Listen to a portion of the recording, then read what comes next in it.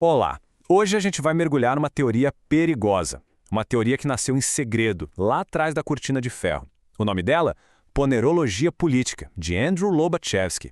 E olha, ela pode mudar completamente o jeito que a gente enxerga o poder e o mal. Tudo começa com uma pergunta que, vamos combinar, assombra todo mundo, né?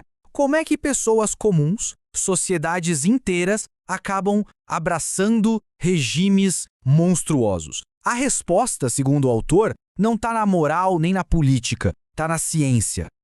Então, para a gente entender essa ideia, nosso roteiro é o seguinte. Primeiro, de onde veio essa pesquisa secreta? Depois, que ciência é essa que ela propõe? Aí a gente vai identificar os agentes dessa doença social, ver como eles chegam no poder, como é a vida sobre o domínio deles e, por fim, qual seria a cura. Vamos lá.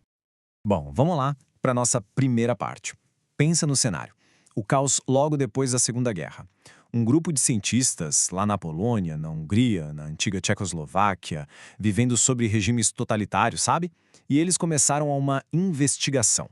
Uma investigação clandestina e muito, mas muito perigosa. A questão que eles levantaram não era a de sempre, tipo, por que as pessoas são más? Não. A pergunta deles era muito mais radical. Era tipo, qual é a natureza biológica e psicológica do mal quando ele vira um fenômeno de massa? Cara, isso foi uma mudança total de perspectiva. Eles passaram a tratar o mal não como um pecado, mas como um vírus. E esse trabalho feito em segredo, com os pesquisadores arriscando a própria vida, acabou dando origem a um campo de estudo completamente novo. E bem controverso, claro. Era como se fosse um diagnóstico para a loucura política. E eles deram um nome para isso: ponerologia. A ideia central aqui é chocante. Para eles, o grande mal na política não é uma falha moral, sabe? Não é só uma ideologia que deu errado.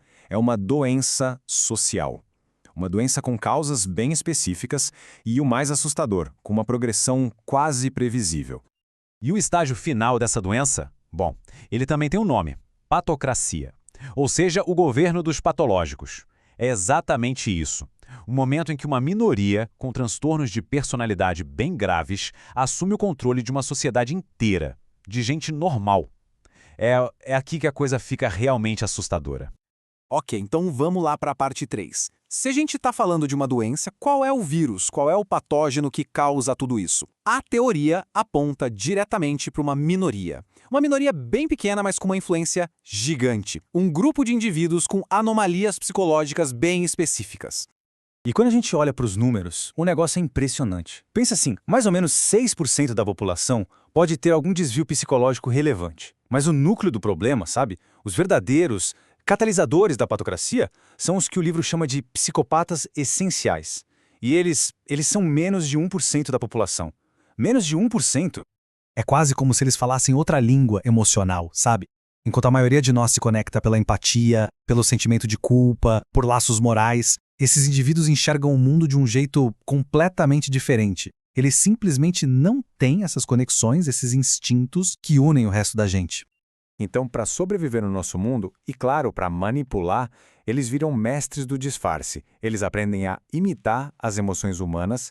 É como vestir o que o psiquiatra Irving Cleckley, que é o autor dessa citação aí, chamou de a máscara da sanidade. Tudo para esconder a verdadeira natureza deles e se misturar no meio da multidão. Beleza. Mas aí fica a grande pergunta, né?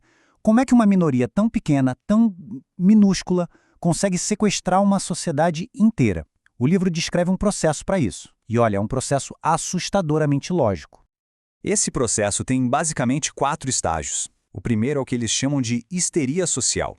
É quando uma sociedade fica meio preguiçosa intelectualmente, frágil. Aí vem o segundo passo, a infecção ideológica. Surge uma ideia radical, bem simplista, que atrai quem está insatisfeito. O terceiro estágio é a tomada caracteropática.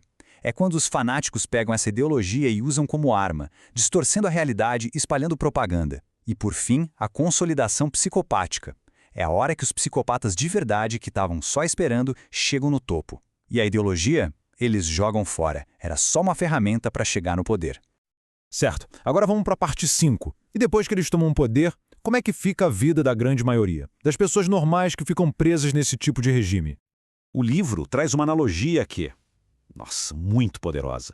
Imagine um mundo governado por daltônicos. e esses daltônicos resolvem punir qualquer um que consiga diferenciar o vermelho do verde. É isso. Conceitos que pra gente são normais, como empatia, consciência, moralidade, viram defeitos, viram crimes, algo que precisa ser punido. E nesse mundo de cabeça para baixo, a sociedade se quebra. Você tem ali uma pequena elite patológica, aqueles 6%, no controle de tudo. Aí tem um grupo um pouco maior de colaboradores, talvez uns 12%, que se junta a eles por medo, por oportunismo, mas a maioria esmagadora, mais de 80%, vive oprimida, vivendo numa realidade que simplesmente não faz sentido nenhum para a natureza humana. Bom, e chegamos na última parte. Com o diagnóstico tão sombrio, fica a pergunta que não quer calar. Tem alguma esperança? O livro aponta alguma solução, algum caminho para uma cura? E, surpreendentemente, a terapia que o livro propõe não tem nada a ver com revolução armada ou violência. Tem a ver com conhecimento. A teoria defende que, se a gente entender essa patologia, a sociedade pode criar uma espécie de imunidade psicológica. A gente aprende a identificar a ameaça logo no começo, antes que seja tarde, e assim quebra o ciclo. O argumento central é, ao mesmo tempo, simples e muito profundo. Não dá para curar uma doença que a gente não entende. Simplesmente chamar alguma coisa de mal não é um diagnóstico. É um grito de dor. Não é uma estratégia de defesa.